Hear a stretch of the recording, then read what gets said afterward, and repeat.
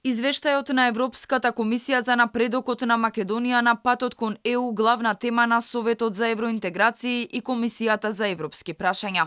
Денешните случувања во законодавниот дом уште еднаш ја покажаа поларизацијата, која беше нотирана и во извештајот. Власта и опозицијата различно ги толкуваат забелешките од европските институции.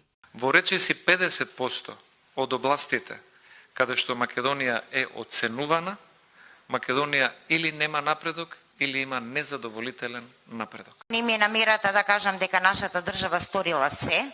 Не, нашата држава има некаде околу 50% усогласеност со правото на Европска Унија, но останува уште скоро толку. Евроамбасадорот Дейвид Гир, посочувајќи на големиот број забелешки за собранието, потсети на несработените домашни задачи и потребата од консензус за потребните реформи. За вице-премиерот Бојан Маричик, Македонија добила позитивен извештај во пресрет на билатералниот скрининг, кој треба да започне идниот месец. Последниот извештај за напредокот на земјата не е само оценка за настаните и препораки за подобрување, туку сега повеќе од кога било е упатство за како да се напредува во процесот на пристапување во однос на многуте реформи за влез во ЕУ.